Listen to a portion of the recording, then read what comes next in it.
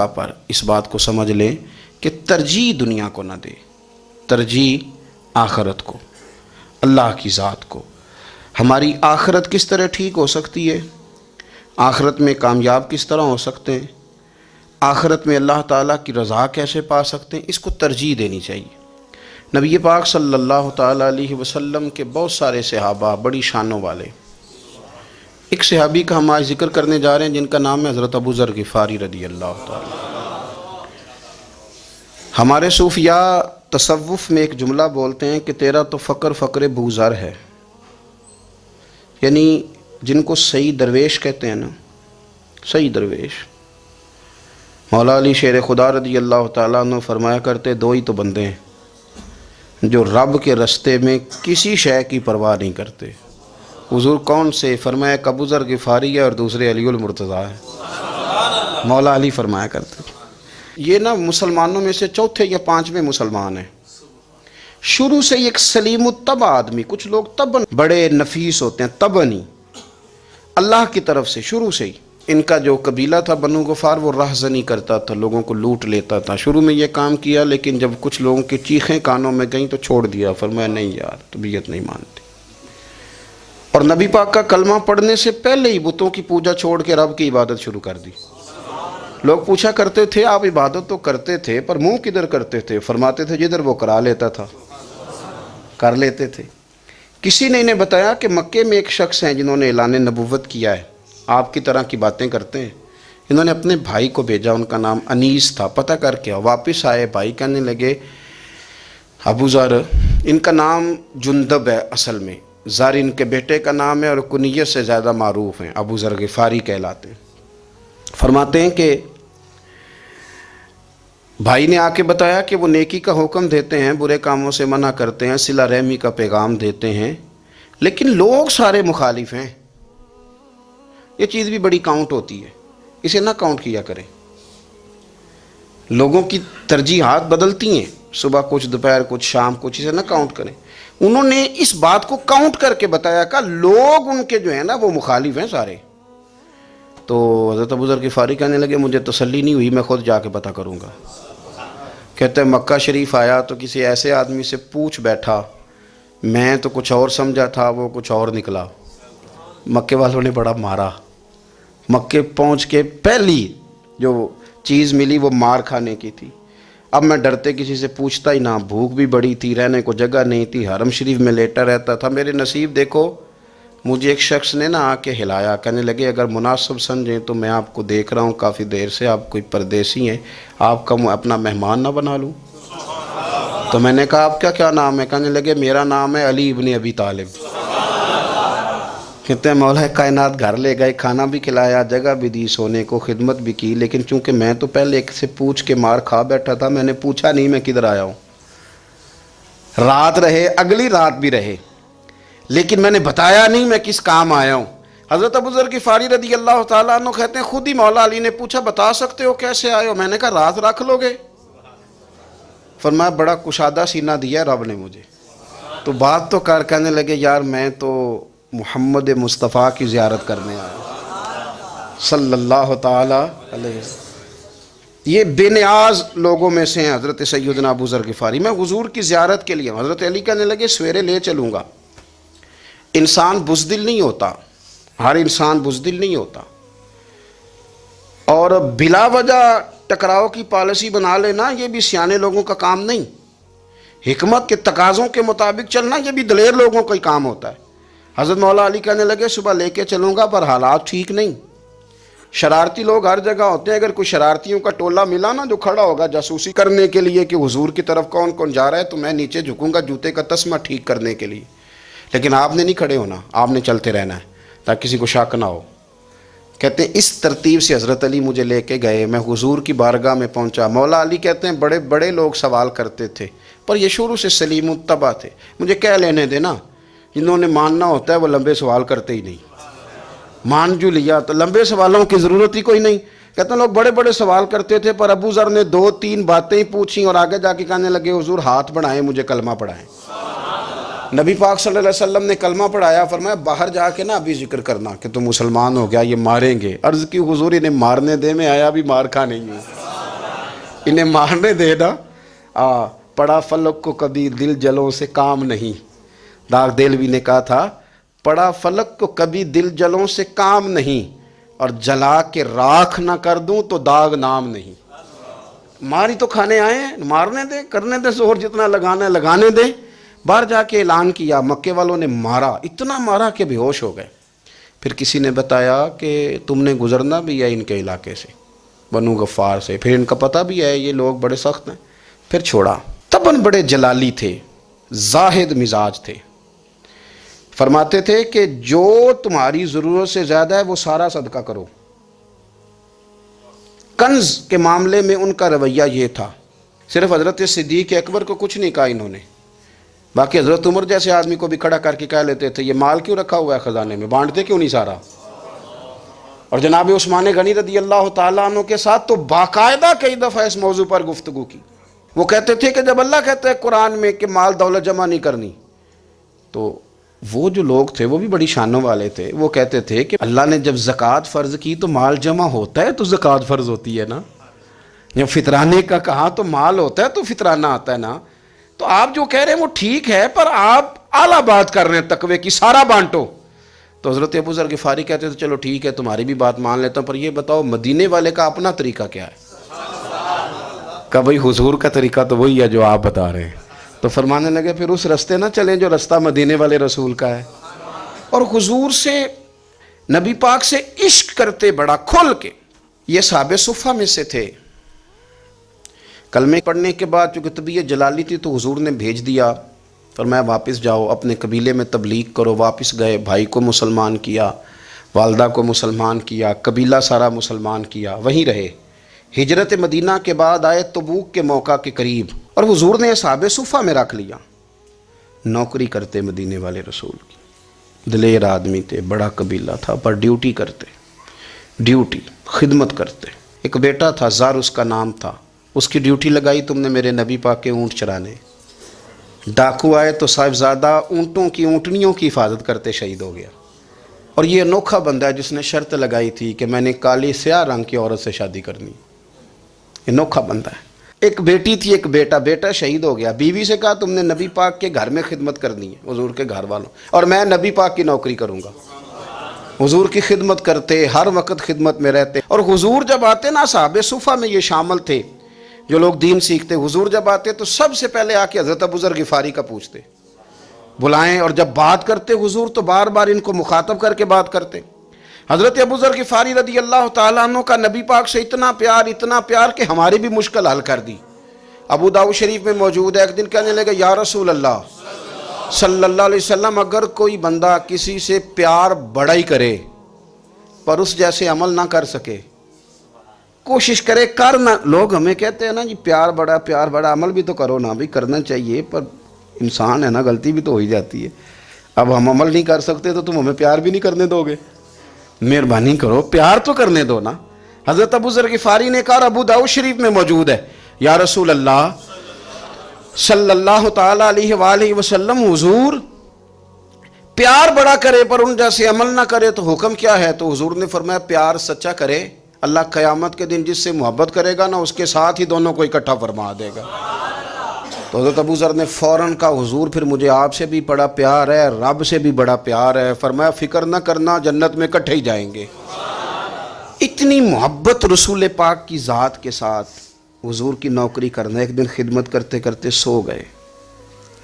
حضور مسجد میں آئے پتہ کرنے کہ ابو ذر آرام کر رہا ہے. یہ بھی مزہ ہوتا ہے، خیال رکھنا اپنے درویشوں کا، کیا کھایا کیا پیا، کہاں سوئے. حضور رات کو آئے، یہ سوئے ہوئے تھے. فرماتے ہیں حضور نے میرا انگوٹھا ہلایا، میں اٹھ کے بیٹھ گیا، حضور بھی میرے پاس بیٹھ گئے. اور میں ابو ذر بڑا پیار کرتے ہو، سونے آپ کو پتہ ہی ہے. کہا یار تو بڑی نوکری کرتا ہے، ایک دن وہ بھی آئے گا جس دن تجھے میری مسجد اور میرے شہر سے جانا پڑے گا، پھر کیا کرو گے؟ تو عرض کی حضور کسی کی طاقت ہے مجھے آپ کے شہر سے نکالے؟ میں تلوار نکال لوں گا.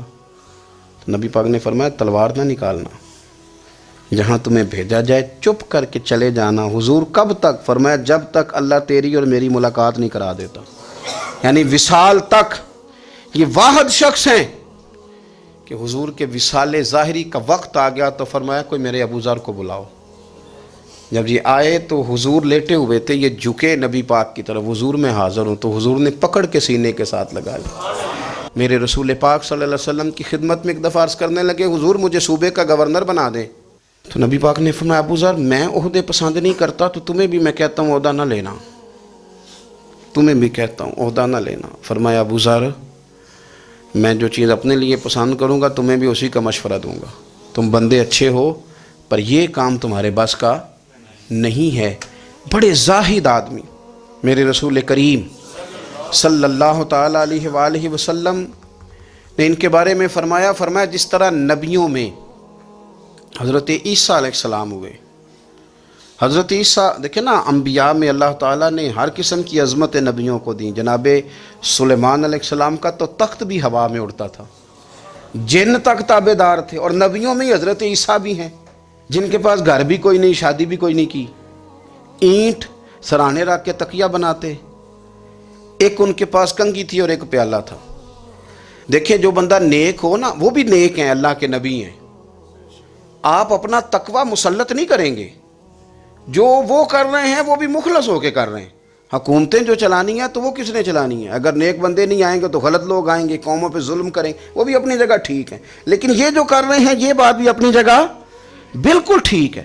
ہم پتہ کیا کرتے ہیں، ہم چیزوں کو مسلط کرتے ہیں، ایک دوسرے پر مسلط نہیں کریں چیزوں کو۔ آپ جو کر سکتے ہیں، جو رستہ آپ کو صحیح لگتا ہے اختیار کر لیں، یہی تو ہمارے دین کا حسن ہے کہ سارے رستے واضح کر کے ہمیں دکھاتا ہے۔ حضرت عیسیٰ علیہ السلام نے ایک دن دیکھا کہ ایک بندہ نا انگلیوں کے ساتھ اپنے بال سیدھے کر رہا ہے، تو آپ نے فرمایا یار کنگھی کے بغیر بھی کام چل سکتا ہے، کنگھی بھی خیرات کر دی۔ دیکھا ایک بندہ ہاتھ کا تکیہ بنا کے لیٹا ہے، تو فرمایا اینٹ بھی دے دو کسی کے کام آ جائے گی۔ ایک دن دیکھا کہ ایک بندہ نا یوں چلو میں پانی پی رہا ہے، فرمایا پیالہ بھی رہنے دو، اس کے بغیر بھی کام چل ہی جاتا ہے۔ جناب عیسیٰ کا یہ زہد تھا۔ میرے نبی پاک علیہ السلام نے فرمایا جس نے جناب عیسیٰ کا زہد دیکھنا ہو وہ میرے ابو ذر غفاری کو دیکھے، ان کو دیکھے، یہ دنیا میں جناب عیسیٰ کے زہد کے مطابق چلتے پھرتے ہیں۔ ساری زندگی دولت کو، مال کو پسند نہیں کیا۔ جہاں رہتے تھے ایک گورنر صاحب نے 300 دینار تحفے میں بھیجے، تو ایک ہوتا ہے نا بندہ کہتا نہیں نہیں ضرورت نہیں، اور حضور سید عالم صلی اللہ علیہ وسلم نے حضرت عمر سے فرمایا تھا جو خود بخود آ جائیں وہ قبول کر لو اللہ کی طرف سے، لیکن ان کا رنگ فقیری والا تھا اور تھوڑا انوکھا تھا۔ 300 دینار آئے تو فرمانے لگے اسے جا کے کہو تمہیں کوئی اور بندہ نہیں ملا دھوکہ دینے کے لیے، میرے گھر ہی مال بھیج دیا ہے۔ فرمانے لگے میرے پاس گدھا ہے سواری کرنے کے لیے، میرے پاس بکریاں ہیں دودھ پینے کے لیے، میرے پاس ایک چادر اضافی ہے سامان میں سے، میں تو ڈرتا ہوں کہ رب کہیں اس چادر کے بارے میں سوال نہ پوچھ لے، اور تم ہو کہ میرے پاس یہ لے کے آئے ہو۔ حضرت عثمان غنی کے پاس جا کے کہا کرتے کتنا لوگوں کے پاس پیسہ آ گیا ہے، ہر بندے کے گھر میں مال ہے، یہ کیا ہو رہا ہے، لوگوں سے کہیں خرچ کریں غریبوں پہ۔ حضرت عثمان غنی فرمانے لگے تمہیں تو خوش ہونا چاہیے کہ میرے دور میں لوگ خوشحال ہو گئے ہیں۔ آپ فرمانے لگے نہیں، وہ والا رنگ زیادہ بہتر ہے جو مدینے والے نے اختیار فرمایا ہے، کیونکہ کچا رنگ للاری والا چڑھدا تے لیندا رہندا عشق تیرے دا رنگ محمد، جدوں چڑھ جائے پھر نہیں لیندا۔ آپ کی طبیعت کے اندر دولت سے بیزاری، حضرت ابو درداء، حضرت ابو موسیٰ اشعری، حضرت ابو ہریرہ رضی اللہ تعالیٰ عنہ، یہ سمجھ لیں ان کے کلاس فیلو تھے، ان کے ساتھ پڑھا تھا انہوں نے۔ حضرت ابو ذر غفاری ان پر بھی جلال کرتے۔ آپ یقین کریں کہ طبیعت نا ایسے کیف میں آ گئی ان کو پڑھ کے، ان کو پڑھا جب کچھ دنوں سے تو کچھ انوکھا، یہ انوکھی وضع ہے، سارے زمانے سے نرالے ہیں، یہ بندے کون سی بستی کے یار اب رہنے والے ہیں، یہ کس طرح کے لوگ ہیں، کیا سوچ ہے۔ حضرت ابو درداء رضی اللہ تعالیٰ عنہ کے گھر کے قریب سے گزرے تو حضرت ابو درداء مکان بنا رہے تھے، کیا جملہ کہا، تڑپ گئی روح۔ فرمانے لگے ابو درداء تجھ سے مجھے یہ امید نہیں تھی یار۔ فرمایا کیا ہوا؟ فرمانے لگے اب تیرا مکان بنانے کے لیے بھی اللہ کے بندوں کی پشتوں پر اینٹیں رکھی جائیں گی، تیرا مکان بنانے کے لیے رب کے بندوں کی پشتوں پر اینٹیں تیرے لیے۔ حضرت ابو درداء نے گردن جھکا لی، فرمایا یار جہاں تو ہے نا تو بالکل ہی ٹھیک کہتا ہے۔ کیوں؟ میرے نبی پاک صلی اللہ علیہ وسلم نے فرمایا اس زمین کے اوپر اور آسمان کے نیچے ابو ذر غفاری سے سچا بندہ کوئی نہیں، ان سے زیادہ سچا کوئی نہیں۔ فرمایا تو ٹھیک کہتا ہے یار، صحیح کہتا ہے۔ حضرت ابو موسیٰ اشعری رضی اللہ تعالیٰ عنہ کو گورنر بنا دیا گیا عراق کا۔ اب حضرت ابو موسیٰ اشعری صحابہ میں ایک بڑے جلیل القدر صحابی ہیں، اور ان کی عظمتیں، رفتیں، بلندیاں کیا کہنا، بڑی گہری دوستی تھی۔ لیکن جب وہ گورنر بن گئے نا تو آپ نے فرمایا بس بھئی اب تو نے عہدہ لے لیا ہے، یہ بندے کو ٹھیک نہیں رہنے دیتی چیزیں، اب تو عہدے میں چلا گیا۔ بڑی مدت کے بعد ملاقات ہوئی حضرت ابو موسیٰ اشعری کے ساتھ، وہ دوڑ کے آئے حضرت ابو ذر غفاری کے گلے ملنے، میرا بھائی میرا بھائی۔ فرمایا پیچھے ہٹ جا، میں نہیں تیرا بھائی، تو گورنر ہے، میں غریب آدمی ہوں، اپنا کام کر۔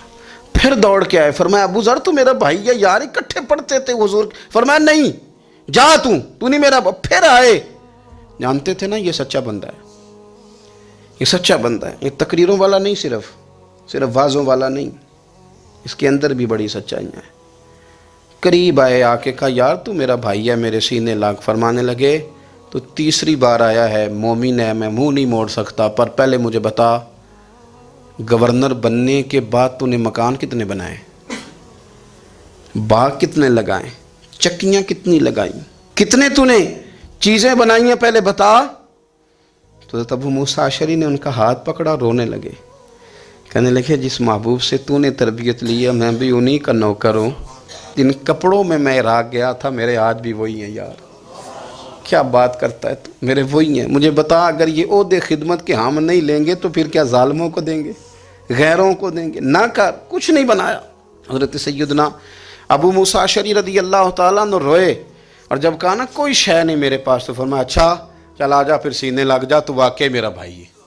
پھر حضرت ابو ذر غفاری نے محبت فرمائی، وہ درویشی، وہ فقیری، وہ سادگی، وہ نورانیت، وہ دل کے ساتھ اندر۔ ہمارے تو بہت سارے لوگ ہیں جو کہتے ہو کہاں لے جانا ہے مال، کیا ضرورت ہے مال کی، ہر وقت مال کی مخالفت کرتے ہیں، لیکن دل ان کا کہتا ہے کہ آئے صحیح، کسی طریقے سے پہنچے صحیح۔ حضور نے فرمایا بعض لوگوں کی زبانیں شہد سے زیادہ میٹھی، دل بھیڑیے سے زیادہ خطرناک۔ اوپر سے کہہ کچھ رہے ہیں، اندر حالات کچھ اور ہیں۔ لیکن حضرت ابو ذر غفاری رضی اللہ تعالیٰ عنہ دوری دولت سے، آپ فرماتے کیوں ہیں لوگوں کے پاس مال، کس لیے اتنا مال جمع کیا ہے؟ کیا ساری غریبی ختم ہو گئی ہے، غربت مٹ گئی ہے ساری؟ کیوں لوگ مال بناتے ہیں؟ ایک اور آپ کی کلاس فیلو تھے جو بصرے کے گورنر بنے، عبداللہ بن عامر رضی اللہ تعالیٰ۔ ایک صاحب سے ملاقات ہوئی، جناب نافع تائی ان کا نام تھا، تو حضرت ابو ذر غفاری سے وہ بڑے شوق سے ملنے آئے، حضور کے صحابی سمجھ کر کے۔ فرمایا کہاں کے رہنے والے ہو؟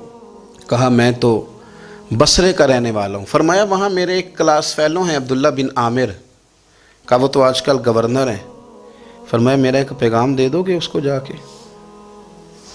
کہا حضور دے دوں گا۔ فرمایا اس سے جا کے کہنا تو گورنر بن کے بھی زندہ ہی ہے، اور میں پانی کا پیالہ پیتا ہوں، کھجور کھاتا ہوں، اور رب کی عبادت کرتا ہوں، میں بھی تو زندہ ہی ہوں نا، تو بھی زندہ ہی ہے، اس سے آگے کچھ نہیں ہے، اور میں کھجور کھاتا ہوں، پانی کا پیالہ پیتا ہوں، میں بھی تو زندہ ہوں نا۔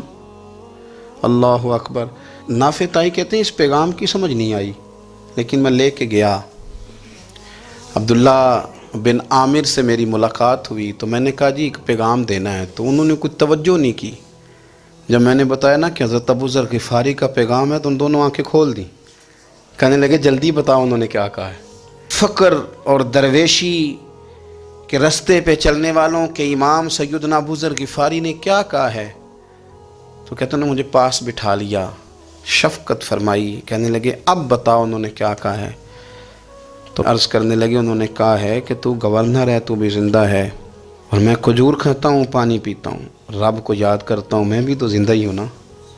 کہنے لگے ایک دفعہ پھر کہہ۔ کہا انہوں نے کہا تھا کہ میں کھجور کھاتا ہوں، پانی پیتا ہوں، عبادت کرتا ہوں، میں بھی تو زندہ۔ کہا ایک دفعہ پھر کہہ۔ کہتے ہیں تیسری دفعہ کہا تو وہ اتنا روئے کہ انہوں نے چادر میں منہ چھپا لیا۔ کہنے لگے یار وہ ٹھیک ہی کہتا ہے، وہ صحیح کہتا ہے، اتنا مال، اتنے عہدے، اتنی چیزیں، اتنا کچھ جمع کر کے رکھا ہے، ان کا حساب دینا ان چیزوں کی اللہ کے حضور کیا عذر پیش کریں گے، کس طرح رب کی بارگاہ میں بتائیں گے کیا وجہ تھی، کن چکروں میں ہم نے زندگی گزار دی۔ سیدنا ابو ذر غفاری رضی اللہ تعالیٰ عنہ نے اپنی حیات مبارکہ ساری کی ساری فرماتے تھے کہ ہم نہیں عمل کریں گے تو کون کرے گا۔ وہ خاص سادگی، وہ خاص، اور پتہ میرے نبی پاک نے کیا فرمایا؟ فرمایا مجھے میرے رب نے حکم دیا ہے کہ میں 4 لوگوں سے پیار کروں۔ اللہ اکبر، کاش کبھی آپ اس حدیث کے جملوں کو سمجھیں۔ او یار، اللہ نے حکم دیا ہے محبوب پیار کرے، حضور کس سے؟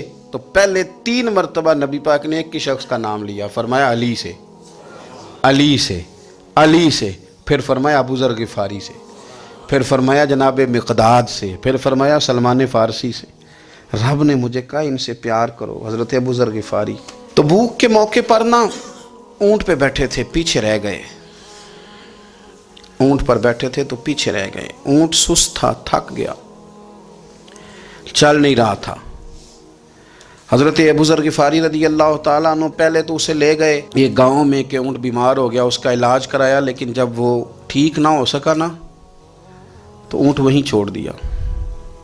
حضور صلی اللہ علیہ وسلم کے پیچھے ضرور پہنچنا ہے میدان تبوک میں، تو جو سامان تھا وہ سارا پشت پہ رکھا اور اکیلے ہی چل دیے، تنے تنہا اور پیدل۔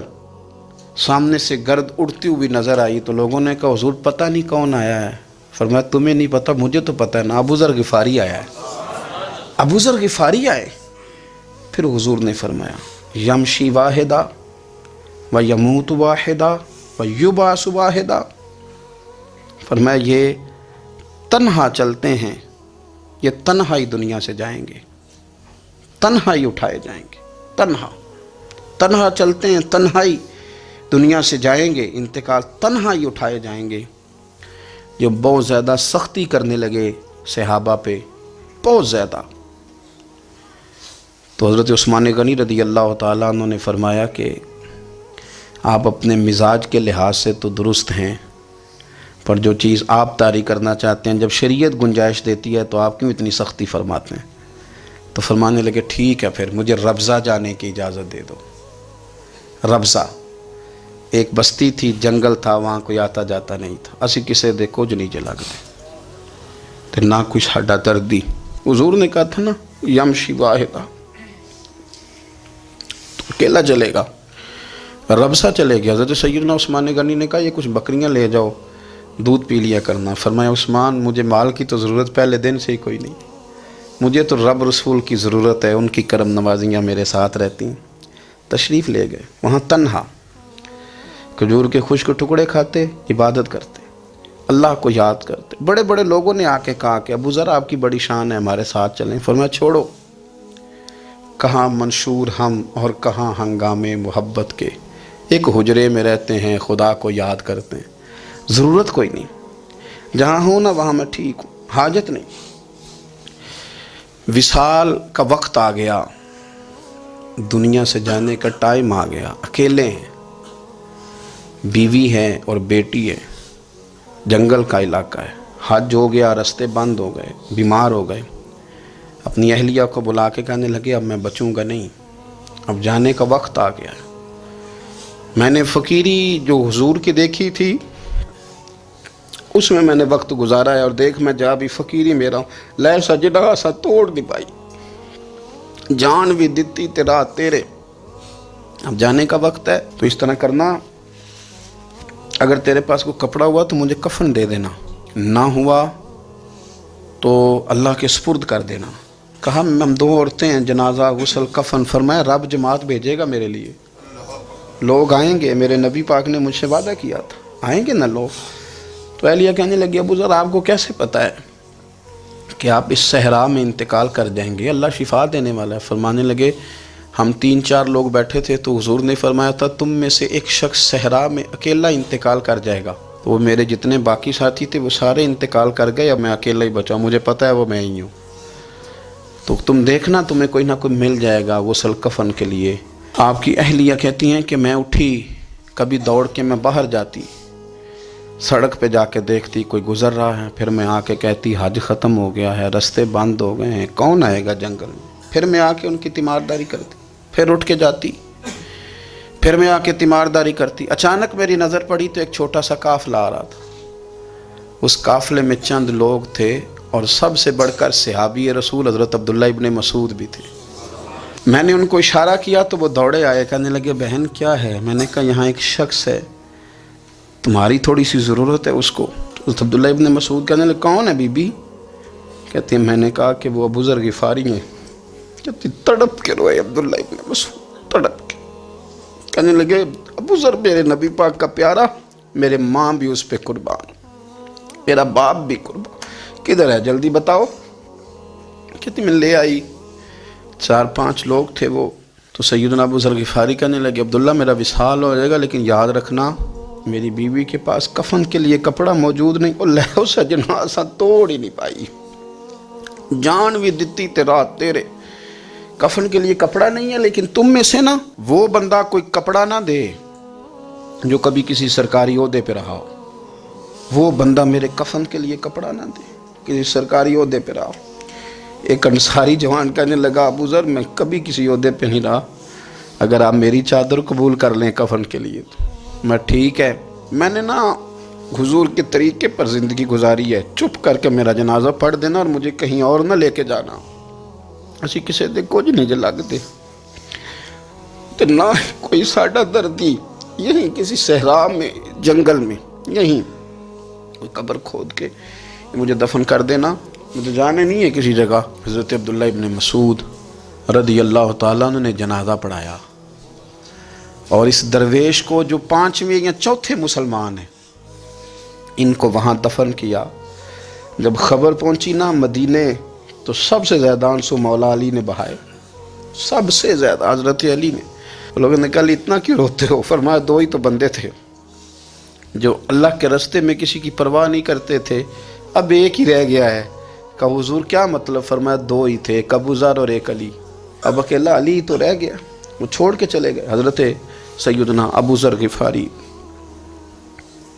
رضی اللہ تعالیٰ عنہ اس عظیم شخص کا نام ہے. سردار قبیلے سے تعلق تھا, بڑے بہادر تھے, پر حضور کو فقیری میں دیکھا تو پھر زندگی اسی فقیری میں گزار دی, اسی فقیری میں, اسی طریقے میں وفا کر کے نا اسی رنگ میں گزار دی, انہی نقشوں پہ رہے. اگرچہ جائز تھا, بڑے بڑے لوگ تھے, بڑے بڑے لوگ تھے. حضرت عبد الرحمن ابن عوف بڑا مال تھا, حضور نے ان کو جنتی کہا, ان کے پیچھے نماز پڑھی, سب ٹھیک تھا. پر فرماتے تھے یار میں انکار نہیں کرتا, پر میرے نبی نے فقیری کی, حضور نے ایک وقت کھایا ایک وقت بھوک کاٹی, تم کس طرح بھر بھر کے پیٹ کھاتے ہو, تم کس طرح اتنی آسانیاں دیکھتے ہو. حضرت ابو ذر غفاری فرماتے تھے مجھے میرے نبی پاک نے 6 باتوں کی وصیت کی تھی. اپنے بچوں کو بھی بتاتے تھے, دوستوں کو بھی, 6 باتوں کی حضور نے وصیت کی تھی. سب سے پہلے حضور نے فرمایا تھا ابو ذر مسکینوں سے محبت کرتے رہنا. دوسرا نبی پاک صلی اللہ علیہ وسلم نے فرمایا تھا جب بھی دیکھنا نیچے والوں کو دیکھنا, اوپر والوں کو نہ دیکھنا. مالداروں جاگیرداروں پہ توجہ نہ کرنا, ذہن خراب ہوگا. نیچے دیکھنا, غریبوں کی طرف توجہ رکھنا. تیسرے نمبر پر نبی پاک صلی اللہ علیہ وسلم نے فرمایا تھا ہر حال میں حق بات کہنا اگرچہ وہ کڑوی ہو. چوتھے نمبر پہ میرے محبوب نے فرمایا تھا اللہ کے معاملے میں کسی کی پرواہ نہ کرنا, کوئی کیا کہتا ہے کہتا رہے, تم رب کے راستے پہ چلتے رہنا, ملامت کی پرواہ نہ کرنا. اور 5ویں نمبر پر میرے نبی پاک نے مجھ سے کہا تھا اگر رشتہ دار تجھ سے تعلق توڑیں بھی نہ تو جوڑ کے رکھنا, صلہ رحمی نہ چھوڑنا. اور 6